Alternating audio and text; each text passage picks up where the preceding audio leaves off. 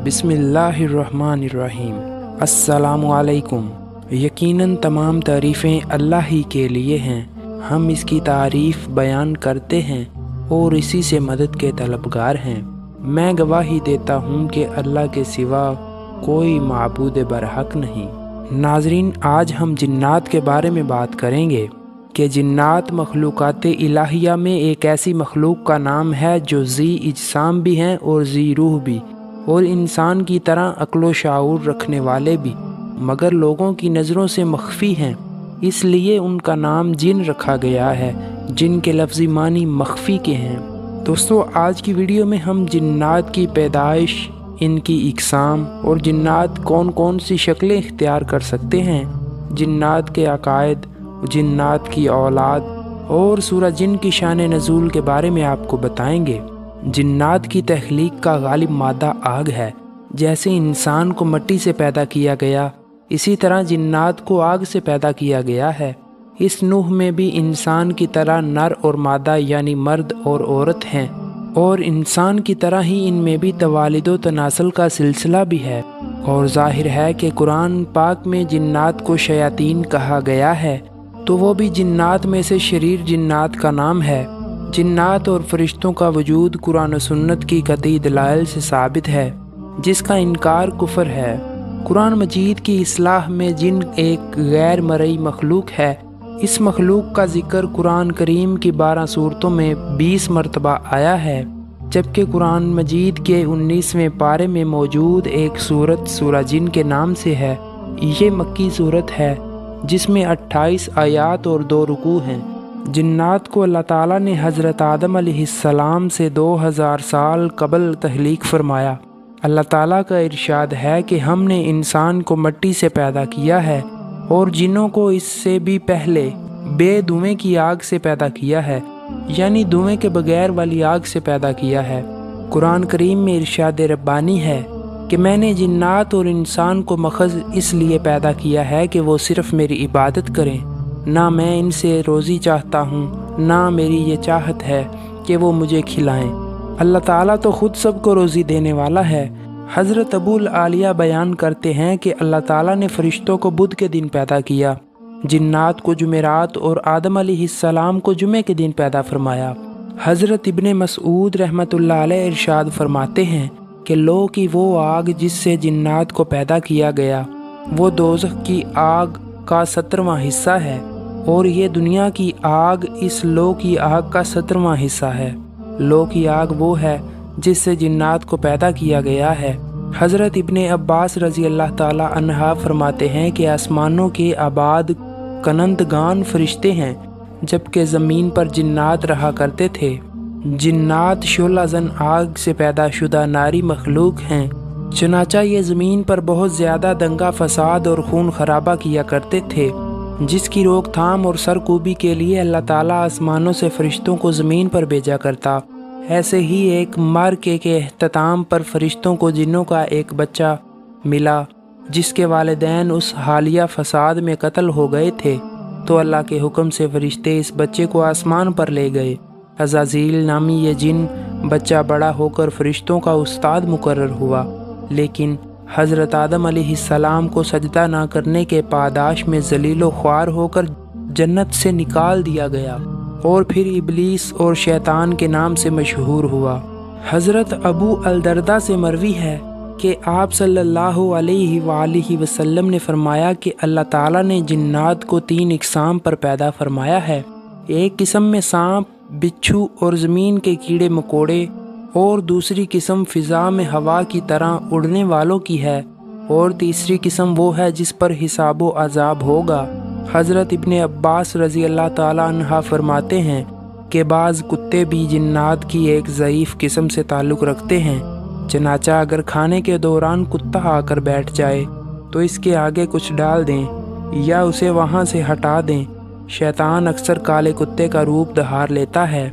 इसी तरह जिन्नात भी बहुत सी सूरतें बदल सकते हैं। मसलन वो इंसान, चौपाए, सांप, बिच्छू, ऊँट, बैल, बकरी, घोड़े, खच्चर और गधे और परिंदे वगैरह की शक्लें इख्तियार कर सकते हैं। सूरह जिन की आयात 11 से 15 तक की तफसीर बयान करते हुए मौलाना सलाहुद्दीन फरमाते हैं कि जिन्नात भी मुतफिरक जमातों और मुख्तलिफ असनाफ में बटे हुए हैं, यानी जिन्नात में भी मुसलमान, काफिर, ईसाई, यहूदी, मजूसी वगैरह हैं, और बाज़ के मुताबिक उनमें भी मुसलमानों की तरह फ़िरका बंदियाँ हैं। जो जिन्नात नबूवत मुहम्मदिया सल्लल्लाहु अलैहि वसल्लम पर ईमान लाए वो मुसलमान और उसके मुनकर काफिर हैं। इससे मालूम हुआ कि इंसानों की तरह जो जिन्नात काफिर होंगे वो जहन्नुम में और जो मुसलमान होंगे वो जन्नत में जाएंगे। नेक और मुसलमान जिन्नात सोम सलात के पाबंद, तहज्जुद गुजार और तिलावत कलाम पाक के शौकीन होते हैं। हज़रत मुआज़ बिन जबल रज़ी अल्लाह ताला अन्हा से मरवी है कि रसूलुल्लाह सल्लल्लाहु अलैहि वसल्लम ने फरमाया, तुम में से जो शख्स रात को नमाज अदा करे तो इसे चाहिए कि वो ऊंची आवाज़ से किरात करे, क्योंकि फरिश्ते भी उसके साथ नमाज अदा करते हैं, उसकी तिलावत भी सुनते हैं, और मोमिन जिन्नात जो हवा में होते हैं या उसके पड़ोसी होते हैं वो भी उसके साथ नमाज अदा करते और उसकी तिलावत सुनते हैं। और इंसान का ऊंची आवाज़ से तिलावत करना उसके अपने घर और आस पास के घरों से शरीर जिन्नात और सरकश शयातीन को भगा देता है। हज़रत इब्ने इमरान अल-निहार फरमाते हैं कि मैं एक दिन फजर से पहले हज़रत हसन बसरी रहमतुल्लाह अलैह के मजलिस में शिरकत के लिए गया तो देखा कि मस्जिद का दरवाज़ा बंद है। एक शख्स दुआ मांग रहा है और पूरी जमात उसकी दुआ पर आमीन कह रही है। चनाचा मैं बाहर बैठ गया, हत्ता कि मौज़न आया, उसने अजान दी और मस्जिद का दरवाज़ा खोला। मैं अंदर दाखिल हुआ तो देखा कि वहाँ हज़रत हसन बसरी अकेले तशरीफ़ फरमा हैं, उनका रुख किबला की जानिब है। मैंने अर्ज़ किया कि मैं फजर होने से पहले आया था, इस वक्त आप दुआ कर रहे थे और लोग आमीन कह रहे थे, लेकिन जब मैं अंदर आया तो आपके अलावा किसी को नहीं देखा। तो इन्होंने फरमाया कि ये अहले नसीबीन के जिन्नात थे जो शब जुम्मा ख़त्म कुरान में मेरे पास आते हैं, फिर शिरकत के बाद वापस चले जाते हैं। सूरह रहमान की आयत नंबर 56 में हूरों से मुतल्लिक़ इरशाद बारिक ताला है, ना तो उनसे किसी इंसान ने कुर्बत की होगी और ना ही किसी जिन ने। इस आयत से ये बात वाज़िया हो गई कि जिन्नात भी अज़दवाजी ताल्लुक़ कायम करते हैं। हज़रत कदादा बयान करते हैं कि जिन्नात की औलाद वैसे ही पैदा होती है जैसे इंसान की, लेकिन जिन्नात की अफजाइश नस्ल बहुत तेज़ होती है और उनकी औलाद कसरत से होती है। हज़रत अब्दुल्ला बिन उमरो फरमाते हैं कि अल्लाह ताला ने इंसानों और जिन्नात को 10 हिस्सों में तकसीम फरमाया है, उनमें से 9 हिस्से जिन्नात हैं और 1 हिस्सा इंसान। जब इंसान का एक बच्चा पैदा होता है तो जिन के 9 बच्चे पैदा होते हैं। हज़रत अलकमा रज़ी अल्लाह ताला अन्हा फरमाते हैं कि मैंने हज़रत इब्ने मसऊद रज़ी अल्लाह ताला अन्हा से अर्ज़ किया, क्या आप में से कोई लैलतुल जिन में रसूल पाक सल्लल्लाहु अलैहि वसल्लम के साथ था? फरमाया नहीं, लेकिन हमने एक रात आप सल्लल्लाहु अलैहि वसल्लम को मक्का में ना पाया तो हमें ये ख्याल हुआ कि कहीं खुदा न खास्ता अचानक कफ़ार के नरगे में ना आ गए हों, न जाने आप सल्लल्लाहु अलैहि वसल्लम के साथ क्या बीती। मुसलमानों ने ये रात बड़े इज़्तिराब और बेचैनी में गुजारी। जब सुबह सादिक हुई तो हमने देखा कि आप सल्लल्लाहु अलैहि वसल्लम गारे हिरा की जानिब से तशरीफ़ ला रहे हैं। सहाबा रज़ी अल्लाह ताला अन्हा ने अपनी फ़िक्र व तशवीश का इजहार किया। आप सल्लल्लाहु अलैहि वसल्लम ने फरमाया, जिन्नों का कासिद मुझे बुलाने आया था तो मैं इसके साथ चला गया और इन्हें कुरान पढ़ कर सुनाया। फिर आप सल्लल्लाहु अलैहि वसल्लम ने हमें साथ लिया और उनके आसार और उनकी आग के निशानात दिखाए। जिन्नात ने आप सल्लल्लाहु अलैहि वसल्लम से तोशा सफ़र मांगा, क्योंकि वो जिन्नात किसी जजीरे के बासी थे। आप सल्लल्लाहु अलैहि वसल्लम ने फरमाया, हर हड्डी जिस पर अल्लाह का नाम लिया जाएगा तुम्हारे हाथ पर पहुंचकर पहले से ज़्यादा गोश्त वाली बन जाएगी, और ये हड्डियां जिन्नात की खुराक होंगी, और हर किस्म की लिद तुम्हारे चौपायों का चारा है। फिर हजूर पाक सल्लल्लाहु अलैहि वसल्लम ने फरमाया, इन दोनों चीज़ों से इस्तंजा ना करो, क्योंकि ये दोनों चीज़ें तुम्हारे भाई जिन्नों की खुराक हैं। حضرت ابو ہریرہ رضی اللہ تعالیٰ عنہ سے روایت ہے کہ ان حضرت صلی اللہ علیہ وآلہ وسلم نے فرمایا کہ میرے پاس شہر نصیبین کے جن آئے تھے، وہ کیسے اچھے جن تھے۔ انہوں نے مجھ سے زیادہ راہ کی خواہش کی تو میں نے ان کے لیے اللہ سے دعا کی کہ جس ہڈی یا گوبر پر سے ان کا گزر ہو تو اس پر وہ کھانا پائیں گے۔ مولانا مفتی محمد شفیع سورہ جن کی تفسیر میں اس سورت کی شان نزول بیان کرتے ہوئے 4 اہم واقعات کا ذکر فرماتے ہیں۔ واقعہ اول، رسول صلی اللہ علیہ وآلہ وسلم کی بعثت سے پہلے شیاطین آسمان تک پہنچ کر فرشتوں کی باتیں سنتے تھے۔ آپ صلی اللہ علیہ وآلہ وسلم کی بعثت کے بعد انہیں شہاب ثاقب کے ذریعے سننے سے روک دیا گیا، اور اس حادثے کی تحقیق کے ضمن میں یہ جنات آپ صلی اللہ علیہ وآلہ وسلم تک پہنچے۔ اس واقعے کا ذکر سورہ احقاف میں بیان کیا گیا ہے۔ واقعہ دوم، زمانہ جاہلیت میں عادت تھی کہ جب کسی جنگل یا وادی میں دوران سفر قیام کی نوبت آتی تو اس اعتقاد سے کہ جنات کے سردار ہماری حفاظت کریں گے، یہ الفاظ کہا کرتے تھے کہ میں اس جنگل کے سردار کی پناہ لیتا ہوں اور اس کی قوم کے بیوقوف شریر لوگوں سے۔ واقعہ سوم، مکہ مکرمہ میں آپ صلی اللہ علیہ وآلہ وسلم کی بد دعا سے قحط پڑا تھا اور کئی سال تک رہا۔ واقعہ چہارم، جب آپ صلی اللہ علیہ وآلہ وسلم نے دعوت اسلام شروع کی تو کفار مخالفین کا آپ صلی اللہ علیہ وآلہ وسلم کے خلاف ہجوم اور نرگا ہوا۔ حضرت ابن عباس رضی اللہ تعالیٰ عنہ فرماتے ہیں کہ جنات آسمان کی طرف چڑھتے تھے اور وحی کے کلمات سنتے تھے، پھر ان میں 9 حصے اضافہ کر کے زمین پر پھیلا دیا کرتے تھے۔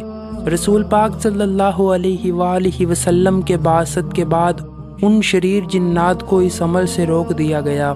یہ جب آسمان کی جانب رخ کرتے تو شہاب ثاقب چھوڑے جاتے۔ ان جنات نے اس کا ذکر ابلیس سے کیا تو اس نے کہا کہ ضرور زمین میں کوئی نئی بات ظہور پذیر ہوئی ہے جس کی وجہ سے آسمان اور دنیا کی سخت ترین حفاظت کی جا رہی ہے۔ چنانچہ یہ طے کیا گیا کہ زمین میں ہر طرف جنات کے وفد پھیلا دیے جائیں تاکہ وہ اس کی تحقیق کریں کہ دنیا میں ایسی کیا نئی چیز وجود میں آئی ہے جس کی بنا پر آسمانوں کی سخت ترین حفاظت کی ضرورت پیش آئی۔ چنانچہ جنات کا ایک وفد تہامہ حجاز کی جانب بھیجا گیا۔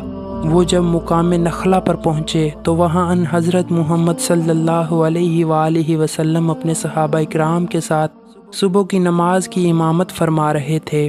جنات کے اس وفد نے جب قرآن کریم کی تلاوت سنی تو آپس میں قسمیں کھا کر کہنے لگے کہ واللہ یہی وہ کلام ہے جس کی وجہ سے ہمیں آسمانوں پر جانے سے روک دیا گیا۔ جب آپ صلی اللہ علیہ وآلہ وسلم نماز سے فارغ ہوئے تو یہ اسلام کی حقانیت پر یقین و ایمان لا کر اپنی قوم کے پاس واپس گئے اور انہیں واقعہ سناتے ہوئے خبر دی کہ ہم تو مسلمان ہو گئے، تمہیں بھی چاہیے کہ ایمان لے آؤ۔ مگر رسول اللہ صلی اللہ علیہ وآلہ وسلم کو ان جنات کے آنے جانے اور قرآن سن کر ایمان لانے کی خبر نہ ہوئی، یہاں تک کہ سورہ جن کا نزول ہوا جس میں آپ صلی اللہ علیہ وآلہ وسلم کو اس واقعے کی خبر دی گئی۔ ایک روایت میں ہے کہ جنات شہر نصیبین کے رہنے والے تھے اور ان کی کل تعداد 9 یا 7۔ جب انہوں نے اپنی قوم کو ایمان لانے کی ترغیب دی تو پھر ان میں سے 300 افراد اسلام لانے کے لیے حاضر خدمت ہوئے۔ حضرت خواجی رحمۃ اللہ علیہ نے فرمایا کہ جنات کے رسول پاک صلی اللہ علیہ وآلہ وسلم کی خدمت میں حاضر ہو کر استفادہ کرنے کے واقعات 6 مرتبہ پیش آئے۔ ان حضرت صلی اللہ علیہ وآلہ وسلم نے طائف کے سفر سے واپسی پر مقام نخلا میں قیام فرمایا اور آخری شب میں نماز تہجد پڑھنے لگے۔ ملک یمن کے شہر نصیبین کے جنات کا ایک وفد بھی وہاں پہنچا ہوا تھا۔ انہوں نے جب قرآن کریم کی تلاوت سنی تو مسلمان ہو گئے اور اپنی قوم کی طرف واپس جا کر اس واقعے کی تفصیل بیان کی جن کا ذکر سورہ جن میں بیان کیا گیا ہے۔ تو دوستو، یہ تھی ہماری آج کی ویڈیو جس میں ہم نے جنات کے بارے میں کچھ باتیں آپ کے ساتھ شیئر کی ہیں، اور امید کرتا ہوں کہ آپ کو یہ ویڈیو پسند آئی ہوگی۔ تو دوستو، ملتے ہیں اگلی ویڈیو میں۔ اللہ تعالیٰ سے دعا ہے کہ اللہ تعالیٰ آپ کی تمام جائز خواہشات کو پورا فرمائے اور اللہ تعالیٰ آپ کو اپنے حفظ و ایمان میں رکھے، آمین ثم آمین۔